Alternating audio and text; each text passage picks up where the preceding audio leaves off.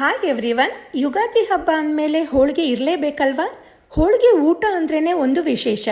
ಈ ಯುಗಾದಿಗೆ ಹೋಳಿಗೆ ಮಾಡೋಕ್ಕೆ ಬರಲ್ಲ ಅನ್ನೋರು ಕೂಡ ಸುಲಭವಾಗಿ ಸರಿಯಾದ ಅಳತೆಯಲ್ಲಿ ತುಂಬನೇ ರುಚಿಯಾಗಿ ಹೇಗೆ ಮಾಡ್ಕೋಬೋದು ಅಂತ ತೋರಿಸ್ಕೊಡ್ತಾ ಇದ್ದೀನಿ. ಈ ಹೋಳಿಗೆ ಮಾಡೋದಕ್ಕೆ ನಾವು ತಗೊಳ್ಳೋ ಅಂಥ ಸಾಮಗ್ರಿಗಳ ಅಳತೆ ಬಹಳ ಮುಖ್ಯವಾಗತ್ತೆ.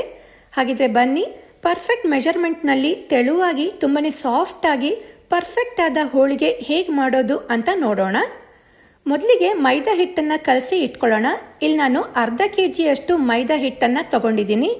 ಮೈದಾ ಅರ್ಧ ಕೆಜಿ ತೊಗೊಂಡ್ರೆ ತೊಗರಿಬೇಳೆ ಮತ್ತು ಬೆಲ್ಲ ಕೂಡ ಅರ್ಧ ಕೆಜಿ ಕ್ವಾಂಟಿಟಿಯಲ್ಲೇ ತೊಗೊಳ್ಬೇಕು. 3 ಈಕ್ವಲ್ ಕ್ವಾಂಟಿಟಿಯಲ್ಲಿ ಇರಬೇಕು. ಈಗ ಇದಕ್ಕೆ ಚುಟಿಕೆ ಉಪ್ಪು ಮತ್ತು ಸ್ವಲ್ಪ ಅರಿಶಿಣ ಹಾಕಿ ಈ ಅರಿಶಿಣ ಉಪ್ಪು ನೀಟಾಗಿ ಸ್ಪ್ರೆಡ್ ಆಗೋ ಹಾಗೆ ಮಿಕ್ಸ್ ಮಾಡ್ಕೊಳ್ಬೇಕು. ಅರಿಶಿಣ ಆದಷ್ಟು ಕಡಿಮೆ ಹಾಕೊಳ್ಳಿ, ಆಗ ಹೋಳಿಗೆ ಕಲರ್ ನೋಡೋದಕ್ಕೆ ಖುಷಿ ಅನಿಸತ್ತೆ. ಇದನ್ನು ಚೆನ್ನಾಗಿ ಮಿಕ್ಸ್ ಮಾಡ್ಕೊಂಡ್ಮೇಲೆ ಸ್ವಲ್ಪನೇ ನೀರು ಹಾಕ್ಕೊಳ್ತಾ ಕಲಿಸ್ಕೊಳ್ಬೇಕು. ಮೈದಾ ಹಿಟ್ಟನ್ನು ಯಾವ ರೀತಿ ಕಲಿಸ್ಕೋಬೇಕು ಅಂದರೆ ಚಪಾತಿ ಹಿಟ್ಟಿನಷ್ಟು ಗಟ್ಟಿ ಇರಬಾರ್ದು. ಕಲಿಸ್ಕೊಂಡಿರೋ ಮೈದಾ ಹಿಟ್ಟಲ್ಲಿ ಹೂರಣ ಇಟ್ಟು ಉಂಡೆ ಕಟ್ಟುವಾಗ ಮೈದಾ ನೀಟಾಗಿ ಸ್ಪ್ರೆಡ್ ಆಗೋ ಥರ ಸಾಫ್ಟಾಗಿ ಇರಬೇಕು. ಹಾಗಂತ ತುಂಬ ತೆಳುನೂ ಆಗಬಾರ್ದು. ಇದನ್ನು ಕಲಿಸ್ತಾ ಈ ರೀತಿ ಅಂಟಂಟಾಗತ್ತೆ. ಆವಾಗ ಎಣ್ಣೆ ಹಾಕ್ಕೊಂಡು ಎಲ್ಲ ಕಡೆ ಸ್ಪ್ರೆಡ್ ಮಾಡಿ ಚೆನ್ನಾಗಿ ನಾದ್ಕೊಂಡ್ರೆ ಈ ರೀತಿ ಆಗತ್ತೆ. ಹಿಟ್ಟು ಎಷ್ಟು ಚೆನ್ನಾಗಿ ನಾದ್ಕೊಳ್ತೀವೋ ಹೋಳಿಗೆ ಕೂಡ ಅಷ್ಟೇ ಚೆನ್ನಾಗಿ ಸಾಫ್ಟ್ ಆಗತ್ತೆ. ಈ ರೀತಿ ಚೆನ್ನಾಗಿ ಕಲಿಸ್ಕೊಂಡ್ಮೇಲೆ ಇದಕ್ಕೀಗ ಮೇಲ್ಗಡೆ ಎಣ್ಣೆ ಹಾಕಿ ಸ್ಪ್ರೆಡ್ ಮಾಡಿ ಮಿನಿಮಮ್ 2 ಗಂಟೆನಾದರೂ ನೆನೆಯಲಿಕ್ಕೆ ಬಿಡಬೇಕು. ಆವಾಗಲೇ ನೀಟಾಗಿ ಹೋಳಿಗೆ ತಟ್ಟೋಕೆ ಬರೋದು. ಈಗ 1 ಬೌಲ್ ತೊಗರಿಬೇಳೆ ತೊಗೊಂಡ್ರೆ 5ರಿಂದ 6 ಬೌಲಷ್ಟು ನೀರನ್ನು ಕುದಿಲಿಕ್ಕೆ ಇಟ್ಟಿದ್ದೀನಿ. ಈ ನೀರು ಕುದಿಯೋ ಅಷ್ಟರಲ್ಲಿ ಮೈದಾ ಅರ್ಧ ಕೆಜಿ ಅಂದರೆ ತೊಗರಿಬೇಳೆನೂ ಅರ್ಧ ಕೆಜಿಯಷ್ಟು ತೊಗೊಂಡಿದ್ದೀನಿ. ಇದನ್ನು 3ರಿಂದ 4 ಸಲ ಚೆನ್ನಾಗಿ ತೊಳೆದು ನೀರನ್ನು ಬಸ್ದು ಇಟ್ಕೊಳ್ಬೇಕು. ಇದನ್ನು ನೆನೆಸಬೇಕು ಅಂತೇನಿಲ್ಲ, ಜಸ್ಟ್ ತೊಳೆದಿಟ್ಕೊಂಡ್ರೆ ಸಾಕು. ಹಾಗೆ ಹೋಳಿಗೆಗೆ ಫ್ಲೇವರ್ಗೋಸ್ಕರ ಅರ್ಧ ಇಂಚ್ ಒಣಶುಂಠಿ, ಅರ್ಧ ಟೀ ಸ್ಪೂನ್ ಸೋಂಪಿನ ಕಾಳು, 5 ಏಲಕ್ಕಿದು ಸಿಪ್ಪೆ ತೆಗೆದಿರೋದನ್ನು ಹಾಕ್ಕೊಂಡು ಪುಡಿ ಮಾಡ್ಕೋಬೇಕು. ಬರೀ ಏಲಕ್ಕಿನೂ ಕೂಡ ಹಾಕೋಬೋದು, ಆದರೆ ಒಣಶುಂಠಿ ಮತ್ತು ಸೋಂಪಿನ ಕಾಳ್ದು ಎಕ್ಸ್ಟ್ರಾ ಫ್ಲೇವರ್ ಕೊಡುತ್ತೆ. ನೋಡಿ, ಈ ರೀತಿ ಪೌಡರ್ ಮಾಡಿ ಇಟ್ಕೊಳ್ಬೇಕು. ಈಗ ಇಲ್ಲಿ ನೀರು ಕುದಿಲಿಕ್ಕೆ ಸ್ಟಾರ್ಟ್ ಆಗಿದೆ. ಇದಕ್ಕೆ ತೊಳೆದಿಟ್ಕೊಂಡ ತೊಗರಿ ಬೇಳೆನ ಹಾಕ್ಕೊಂಡು ಇದನ್ನು ಚೆನ್ನಾಗಿ ಮಿಕ್ಸ್ ಮಾಡಿಕೊಂಡು ಬೇಳೆನ ಬೇಯಿಸ್ಕೊಳ್ಬೇಕು. ಇದನ್ನು ಅವಾಗವಾಗ ಮಿಕ್ಸ್ ಮಾಡ್ಕೊಳ್ತಾ ಇರಬೇಕು. ಆವಾಗಲೇ ಎಲ್ಲ ಬೇಳೆನೂ ಈವನ್ನಾಗಿ ಬೇಯೋದು. ಹಾಗೆ ಇದು ಕುದಿತಾ ಈ ರೀತಿ ನೊರೆ ಬರ್ತಿರತ್ತೆ, ಅದನ್ನು ತಕ್ಕೊಳ್ಬೇಕು. ನಾವು ಇಟ್ಕೊಂಡಿರೋ ನೀರು ಸ್ವಲ್ಪ ಹೆಚ್ಚು ಕಡಿಮೆ ಆದರೂ ಪರವಾಗಿಲ್ಲ. ಬೇಳೆನ ತುಂಬ ಗಂಜಿ ಥರನೂ ಬೇಯಿಸಬಾರ್ದು. ಇನ್ನೇನು ಬೇಳೆ ಅಂಚೆಲ್ಲ ಒಡೆದು ಬೇಳೆ ಎಲ್ಲ ಟ್ರಾನ್ಸ್ಲೂಸೆಂಟ್ ಆಗಿ ಈ ರೀತಿ ಬೇಳೆನ ಪ್ರೆಸ್ ಮಾಡಿದಾಗ ಸ್ಮ್ಯಾಶ್ ಆಗತ್ತೆ ಅಂದಾಗ ಫ್ಲೇಮ್ ಆಫ್ ಮಾಡಿ ಒಂದು ಸಪ್ರೇಟ್ ಪಾತ್ರೆಗೆ ಸೋಸ್ಕೊಳ್ಬೇಕು. ಈ ರೀತಿ ಸೋಸಿಟ್ಕೊಂಡಿರೋ ಕಟ್ಟನ್ನು ಹೋಳಿಗೆ ಸಾರು ಮಾಡ್ಕೊಳ್ಳೋಕ್ಕೆ ಬಳಸ್ಬೋದು. ಈ ರೀತಿ ಬೇಳೆ ಮತ್ತು ಕಟ್ಟನ್ನು ನೀಟಾಗಿ ಸಪ್ರೇಟ್ ಮಾಡಿ ಬೇಳೆ ಬೇಯಿಸ್ಕೊಂಡಿರೋ ಪಾತ್ರೆಗೆ ಹಾಕ್ಕೊಂಡು, ನಾನು ಮೊದಲೇ ಹೇಳ್ದಂಗೆ ಬೇಳೆ ಮೈದಾ ಬೆಲ್ಲ ಎಲ್ಲದೂ ಈಕ್ವಲ್ ಕ್ವಾಂಟಿಟಿಯಲ್ಲೇ ಇರಬೇಕು. ಹಾಗೆ ಅರ್ಧ ಕೆಜಿಯಷ್ಟು ಬೆಲ್ಲನ ಕುಟ್ಟಿಟ್ಕೊಂಡಿರೋದನ್ನು ಹಾಕ್ಕೊಳ್ತಾ ಇದ್ದೀನಿ. ಇದನ್ನು ಚೆನ್ನಾಗಿ ಮಿಕ್ಸ್ ಮಾಡಿ ಬೆಲ್ಲನ ಕರಗಿಸ್ಕೊಳ್ಬೇಕು. ಹೋಳಿಗೆಗೆ ಆದಷ್ಟು ಉಂಡೆ ಬೆಲ್ಲ ತಗೊಳ್ಳಿ, ಅಚ್ಚು ಬೆಲ್ಲ ಅಷ್ಟು ರುಚಿ ಕೊಡಲ್ಲ. ಈಗ ನೋಡಿ, ಬೆಲ್ಲ ಕರಗಿ ನೀರು ಥರ ಆಗಿದೆ. ಇದನ್ನು ಕಂಟಿನ್ಯೂಸ್ ಆಗಿ ಮಗುಚ್ತಿರಬೇಕು, ಇಲ್ಲ ಅಂದರೆ ತಳ ಹಿಡಿಯತ್ತೆ. ಈ ನೀರನ್ನೆಲ್ಲ ಬತ್ತಿಸ್ಕೊಳ್ಬೇಕು, ಪೂರ್ತಿನೂ ಬತ್ತಿಸ್ಕೊಳ್ಬಾರ್ದು, ಇಲ್ಲ ಅಂದರೆ ಬೆಲ್ಲ ಕುದಿಸ್ಕೊಂಡ ಬೇಳೆ ಆರಿದ ಮೇಲೆ ಗಟ್ಟಿ ಆಗತ್ತೆ. ಇದಕ್ಕೀಗ ನಾವು ರೆಡಿ ಮಾಡಿಕೊಂಡ ಸೋಂಪು, ಶುಂಠಿ, ಏಲಕ್ಕಿ ಪುಡಿ ಹಾಕಿ ಚೆನ್ನಾಗಿ ಮಿಕ್ಸ್ ಮಾಡ್ಕೊಳ್ಬೇಕು. ತುಂಬಾ ಒಳ್ಳೆ ಫ್ಲೇವರ್ ಕೊಡುತ್ತೆ. ಈಗ ಇನ್ನೇನು ಸ್ವಲ್ಪ ನೀರಿನಂಶ ಇದೆ ಅಂದಾಗಲೇ ಫ್ಲೇಮ್ ಆಫ್ ಮಾಡಿ ಬೇಳೆನ ಆರಲಿಕ್ಕೆ ಬಿಡಬೇಕು. ಈಗ ನೋಡಿ, ಬೇಳೆ ಚೆನ್ನಾಗಿ ಆರಿದೆ. ಇದನ್ನು ಗ್ರೈಂಡರ್ ಅಥವಾ ಮಿಕ್ಸಿಗೆ ಸ್ವಲ್ಪ ಹಾಕ್ಕೊಂಡು ನೈಸಾಗಿ ಗ್ರೈಂಡ್ ಮಾಡ್ಕೋಬೇಕು. ನೋಡಿ, ಹೂರಣ ಎಷ್ಟು ಸಾಫ್ಟಾಗಿ ಗ್ರೈಂಡ್ ಆಗಿದೆ ಅಂತ. ಇದನ್ನು ನಿಂಬೆಹಣ್ಣು ಗಾತ್ರದಷ್ಟು ಉಂಡೆ ಕಟ್ಕೊಂಡು ಈ ರೀತಿ ಎಲ್ಲದನ್ನು ಉಂಡೆ ಕಟ್ಟಿ ಎತ್ತಿಟ್ಕೊಳ್ಳೋಣ. ಈಗ ನೆನೆಯಲಿಕ್ಕೆ ಇಟ್ಟ ಕಲಿಸ್ಕೊಂಡ ಮೈದಾ ಕೂಡ ಚೆನ್ನಾಗಿ ನೆಂದಿದೆ. ನೋಡಿ, ಎಷ್ಟು ಸಾಫ್ಟಾಗಿ ಎಷ್ಟು ಜಿಗಿಟಾಗಿದೆ. ಈ ರೀತಿ ಜಿಗುಟು ಇದ್ದರೆ ಹೋಳಿಗೆ ತಟ್ಟಕ್ಕೆ ಈಸಿ ಆಗತ್ತೆ. ಇದನ್ನು ಮತ್ತೆ ಇನ್ನೊಂದ್ಸಲಿ ಚೆನ್ನಾಗಿ ನಾದಿ ಹೋಳಿಗೆ ತಟ್ಟಲಿಕ್ಕೆ ಎಷ್ಟು ಬೇಕೋ ಅಷ್ಟು ಹಿಟ್ಟನ್ನು ತಗೊಂಡು ಎಣ್ಣೆ ಸವರ್ಕೊಂಡ ಕೈಯಲ್ಲಿ ನೀಟಾಗಿ ಸ್ಪ್ರೆಡ್ ಮಾಡಿ ಮಧ್ಯದಲ್ಲಿ ಹೂರಣ ಇಟ್ಟು ಎಲ್ಲ ಕಡೆ ನೀಟಾಗಿ ಕವರ್ ಆಗೋ ಹಾಗೆ ಮುಚ್ಚಿ ಎಕ್ಸ್ಟ್ರಾ ಹಿಟ್ಟನ್ನು ತೆಗೆದು ಮೇಲ್ಗಡೆ ಒಂದ್ಸಲಿ ಪ್ರೆಸ್ ಮಾಡಿಕೊಂಡು ಇದನ್ನು ಎಣ್ಣೆ ಸವರಿರೋ ಹೋಳಿಗೆ ಶೀಟ್ನಲ್ಲಿ ಇಟ್ಟು ಮತ್ತೆ ಸ್ವಲ್ಪ ಪ್ರೆಸ್ ಮಾಡಿ ಇದರ ಮೇಲ್ಗಡೆ ಟ್ರಾನ್ಸ್ಪರೆಂಟ್ ಶೀಟನ್ನು ಇಟ್ಟು ಹೋಳಿಗೆನ ತಟ್ಕೊಳ್ಬೇಕು. ಮೈದಾ ಮತ್ತು ಹೂರಣನ ಹದವಾಗಿ ರೆಡಿ ಮಾಡ್ಕೊಂಡಿರೋದ್ರಿಂದ ನಾವು ಹೋಳಿಗೆನ ಎಷ್ಟು ತೆಳು ಬೇಕೋ ಅಷ್ಟು ತೆಳುವಾಗಿ ತಟ್ಕೊಳ್ಬೋದು, ಸ್ವಲ್ಪನೂ ಹರಿಯೋದಿಲ್ಲ.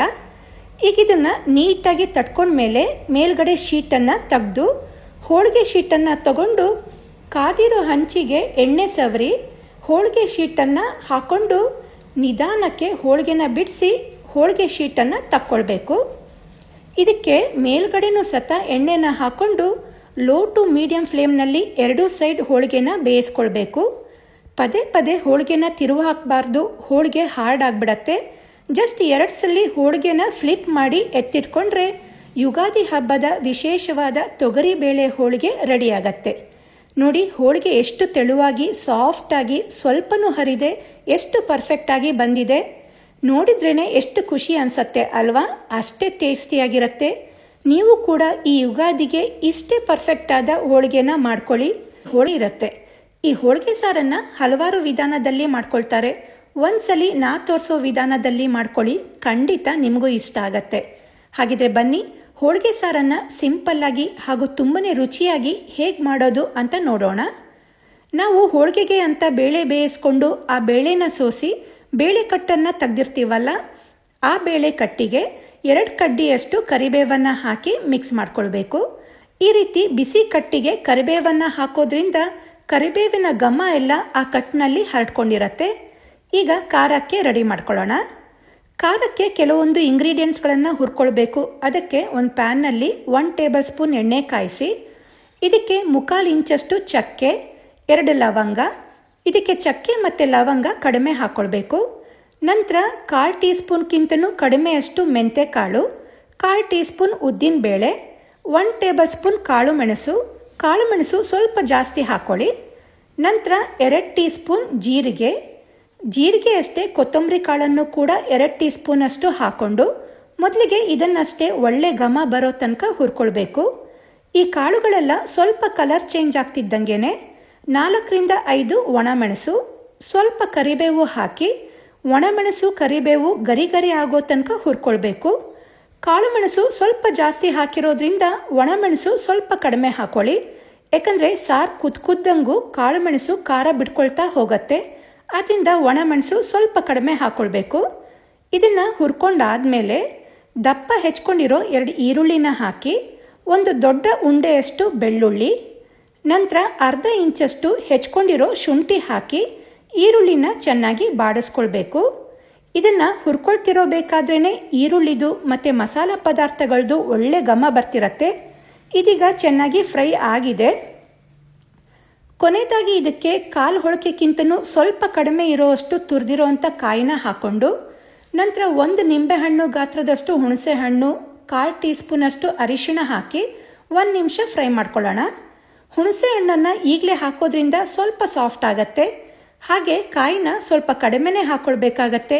ಯಾಕಂದರೆ ಸಾರಿಗೆ ಹೂರಣದ ನೀರನ್ನು ಕೂಡ ಹಾಕೊಳ್ಳೋದ್ರಿಂದ ಸಾರು ಮಂದ ಬರುತ್ತೆ. ಅದರಿಂದ ಕಾಯಿ ಸ್ವಲ್ಪ ಕಡಿಮೆ ಹಾಕ್ಕೊಳ್ಬೇಕು. ಈಗ ಇದೆಲ್ಲ ಹುರಿದಾದ್ಮೇಲೆ ಇದನ್ನು ಸ್ವಲ್ಪ ಹೊತ್ತು ಆರಲಿಕ್ಕೆ ಬಿಟ್ಟು ಈ ರೀತಿ ನೈಸಾಗಿ ರುಬ್ಕೊಳ್ಬೇಕು.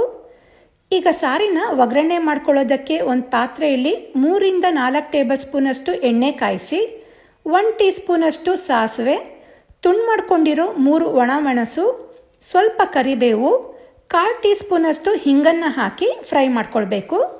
ಇದು ಫ್ರೈ ಆದಮೇಲೆ 1 ದೊಡ್ಡ ಟೊಮ್ಯಾಟೋನ ಹೆಚ್ಕೊಂಡಿರೋದನ್ನು ಹಾಕಿ ಟೊಮ್ಯಾಟೊ ಸಾಫ್ಟ್ ಆಗೋ ತನಕ ಫ್ರೈ ಮಾಡ್ಕೊಳ್ಬೇಕು. ಟೊಮ್ಯಾಟೊ ಚೆನ್ನಾಗಿ ಫ್ರೈ ಆದಮೇಲೆ ರುಬ್ಕೊಂಡಂಥ ಖಾರ, ಎತ್ತಿಟ್ಕೊಂಡ ಬೇಳೆ ಕಟ್ಟನ್ನು ಹಾಕಿ ರುಚಿಗೆ ತಕ್ಕಷ್ಟು ಉಪ್ಪು ಹಾಕಿ ಚೆನ್ನಾಗಿ ಮಿಕ್ಸ್ ಮಾಡಿ ಸಾರನ್ನು ಚೆನ್ನಾಗಿ ಕುದಿಲಿಕ್ಕೆ ಬಿಡಬೇಕು. ಆದಷ್ಟು ಉಪ್ಪನ್ನು ಸ್ವಲ್ಪ ಕಡಿಮೆನೇ ಹಾಕ್ಕೊಳ್ಳಿ. ಯಾಕಂದರೆ ಸಾರು ಕುದಿಸ್ಕೊಂಡಂಗೂ ಸ್ವಲ್ಪ ಉಪ್ಪಾಗ್ತಾ ಹೋಗುತ್ತೆ. ಈಗ ನೋಡಿ ಸಾರು ಚೆನ್ನಾಗಿ ಕುದಿಲಿಕ್ಕೆ ಸ್ಟಾರ್ಟ್ ಆಗಿದೆ. ಇದಕ್ಕೀಗ 1 ನಿಂಬೆಹಣ್ಣು ಗಾತ್ರದಷ್ಟು ಹೂರಣಕ್ಕೆ ಸ್ವಲ್ಪ ನೀರನ್ನು ಸೇರಿಸಿ ಕಲಸಿಟ್ಕೊಂಡಿರೋದನ್ನು ಹಾಕ್ಕೊಳ್ತಾ ಇದ್ದೀನಿ. ನಂತರ ಸ್ವಲ್ಪ ಜಾಸ್ತಿನೇ ಹೆಚ್ಕೊಂಡಿರೋ ಕೊತ್ತಂಬರಿ ಸೊಪ್ಪನ್ನು ಹಾಕಿ ಚೆನ್ನಾಗಿ ಮಿಕ್ಸ್ ಮಾಡಿ ಸೈಡ್ನಲ್ಲಿರೋ ನೊರೆ ಎಲ್ಲ ಹೋಗೋ ತನಕ ಚೆನ್ನಾಗಿ ಕುದಿಸ್ಕೊಳ್ಬೇಕು. ಈ ಹೂರಣದ ನೀರು ಹಾಕ್ಕೊಳ್ಳೋದ್ರಿಂದ ಸಾರಿಗೆ ಸ್ವಲ್ಪ ಸ್ವೀಟ್ನೆಸ್ ಕೊಟ್ಟು ತುಂಬಾ ರುಚಿ ಕೊಡುತ್ತೆ. ನೋಡಿ ನೊರೆ ಎಲ್ಲ ಹೋಗಿ ಸಾರು ಚೆನ್ನಾಗಿ ಕುದೀತಿದೆ. ಸಾರಿಂದ ಒಳ್ಳೆ ಘಮ ಬರ್ತಾ ಇದೆ. ಸಾರಿನ ಕಲರ್ ಕೂಡ ನೋಡೋದಕ್ಕೆ ಎಷ್ಟು ಚೆನ್ನಾಗಿ ಕಾಣಿಸ್ತಿದೆ ಅಲ್ವಾ? ಯುಗಾದಿ ಹಬ್ಬದ ವಿಶೇಷವಾದ ಹೋಳಿಗೆ ಸಾರು ರೆಡಿಯಾಗಿದೆ. ಈ ಯುಗಾದಿಗೆ ಈ ರೀತಿಯಾದ ಹೋಳಿಗೆ ಸಾರನ್ನು ಟ್ರೈ ಮಾಡಿ ನೋಡಿ, ತುಂಬಾ ರುಚಿಯಾಗಿರುತ್ತೆ. ನಾನು ತೋರಿಸಿದ ವಿಧಾನ ನಿಮಗೆ ಇಷ್ಟ ಆದರೆ ಈ ವಿಡಿಯೋಗೆ ಲೈಕ್ ಕೊಡಿ, ಶೇರ್ ಮಾಡಿ, ಕಮೆಂಟ್ ಮಾಡಿ. ನನ್ನ ಚಾನಲ್ನ ಇನ್ನೂ ಸಬ್ಸ್ಕ್ರೈಬ್ ಮಾಡ್ಕೊಂಡಿಲ್ಲ ಅಂದರೆ ಸಬ್ಸ್ಕ್ರೈಬ್ ಮಾಡ್ಕೊಳ್ಳಿ. ಇನ್ನು ಹೊಸ ರೆಸಿಪಿಗಳಿಗೆ ನನ್ನ ಚಾನಲ್ನ ಫಾಲೋ ಮಾಡೋದನ್ನು ಮರಿಬೇಡಿ. Thank you.